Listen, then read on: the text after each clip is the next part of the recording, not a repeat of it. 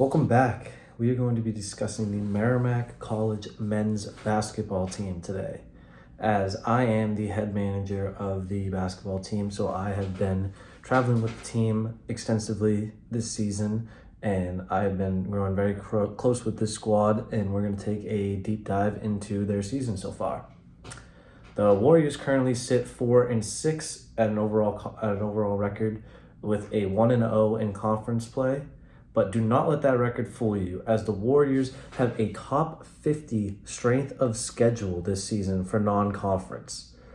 They've had games against number 20 Auburn and number 10 reigning champs Florida.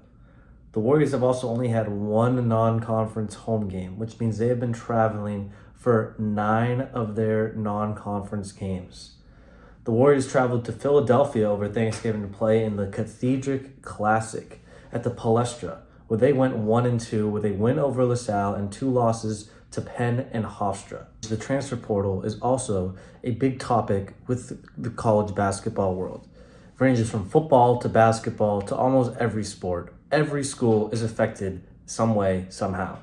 The Warriors had to go into the portal themselves this season. They added 10 new players to the roster, with 4 out of the 5 starters being their first year with the team, with key additions of players such as Todd Brogna from Stonehill, who shot 50, 40, and 90 from the field last year. He was one of 3 players to achieve that feat.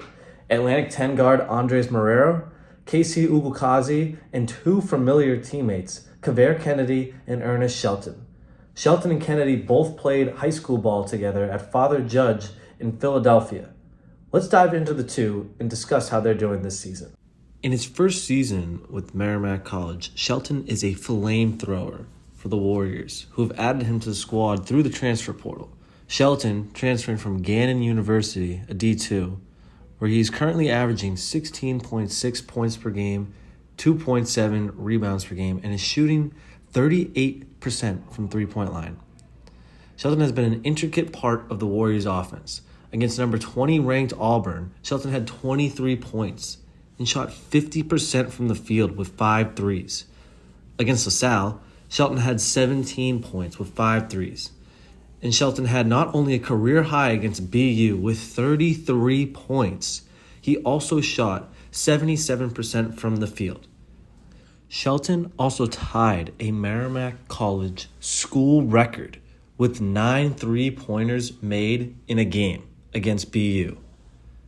Shelton is 8th in the country in 3-pointers attempted per game and is top 30 in makes. Fun fact, going into the game against Ryder, Ernest Shelton has 31 made 3-point attempts on the season compared to Ryder's team 24. When I asked Shelton about how he's getting adjusted and settling in with the new squad, he said, "I'm fitting in great. I love all the guys and they keep finding me good open shots. What's there not to love?" Shelton was also awarded the MAC Conference Player of the Week for the first week of the season. Now heading into conference play, Shelton looks to add on to the Warriors' success and continue their wins over the season. Shelton had 6 points in a 68-66 win over Ryder to give the Warriors their first win in conference play of the season. Freshman guard Kavere Kennedy is the newest point guard prodigy added to the Merrimack roster. Kennedy will be filling the void that sophomore guard Bud Clark left when he departed for Seton Hall in the spring. When I asked Kennedy about replacing said player, Bud, this is what he had to say. "Bud did some outstanding things here, but I look to go past that and do bigger things than he did. It's just the competitor in me." Kennedy has been a huge part of the Warriors' early season success this year and is averaging 14.3 points per game, 3.1 assists per game, and 1.9 steals per game.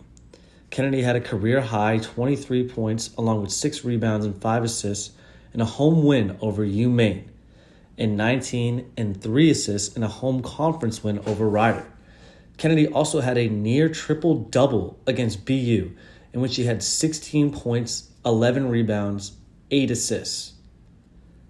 Kennedy was also named the MAC Rookie of the Week for his skills and contribution to Merrimack helping them win their first conference game over Rider. Kennedy was also named to the Cathedral Classic All-Catholic team that took place at the Palestra in Philadelphia over Thanksgiving break. After having no preseason accolades for Kennedy, he is now a sure frontrunner for MAC Rookie of the Year and looks to continue his success with the Warriors as they enter into conference play. Another feat that this team is known for is their striking defense. The Warriors play the infamous 2-3 zone that is designed by Coach Gallo. They are currently top 3 in the conference in defensive percentage. The zone is essentially set up for them to contribute with more steals, but this allows them to have to give up more rebounds as the Warriors are currently last in the conference in rebounding percentage. Although, with the teams that they've played so far, the defense is still very high in the country in terms of percentages. When you go up against teams like Auburn and Florida that have 5-star recruits coming in at size at almost 8 feet tall, it's really hard to get through with that defense and set it up, and you're going to end up giving up a lot of rebounds. Being around Coach Gallo, you can tell that his mind is always set on defense, as statistically, across every single conference that he's been in, whether it's NE10 in Division II, NEC in Division I, and in the MAC, he's finished every year top 3 or above. That type of consistency is what landed him a 10-year deal this offseason to stay with the Warriors. Now I'm going to discuss my role and how I contribute to the team this year. With being the head manager, I travel to all the games, and I am responsible for doing all of the food orders and laundry for when I travel with the team. The food orders entail of me going online and finding restaurants and food spots and locations that we can go to.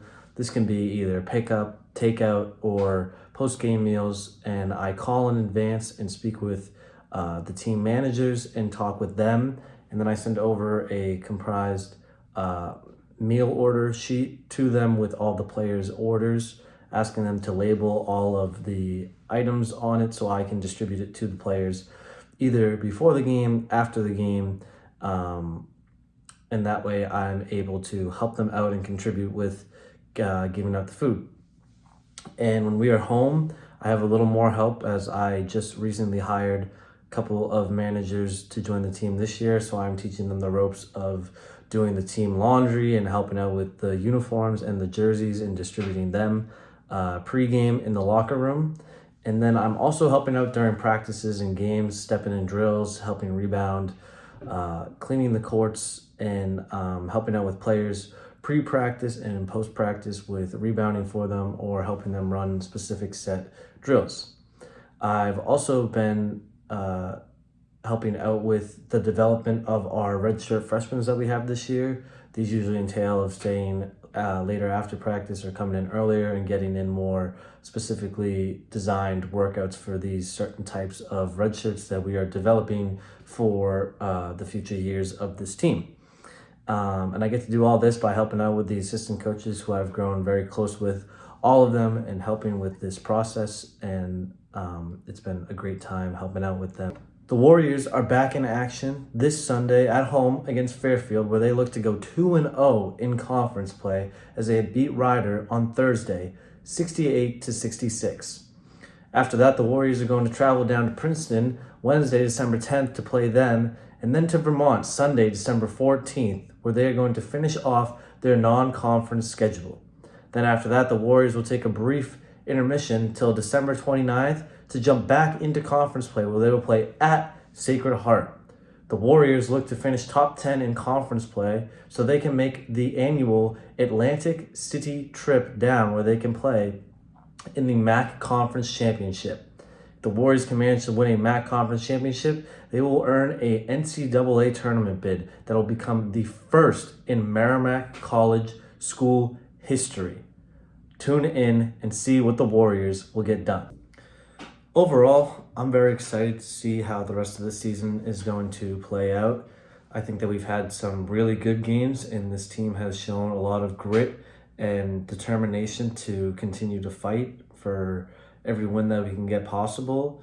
And I think that we're a perfect team in the MAC conference to go and win the whole thing. Obviously, that's a lot easier said than done, and it's going to take everyone from top to bottom of this team, with the coaching staff, the roster, myself included, to come together as one to try and accomplish something that's bigger than all of us. But I think we have the capability to get something like that done. And I'm just really excited to see where this program is going to go in the future. I think extending Coach Gallo to a 10-year contract is going to be huge. He's obviously the mastermind behind all of this, but I think overall, I can't wait to get back into conference play, so we can try and keep competing to make it to March Madness and see how far we can get this team to go. And yeah, go Warriors.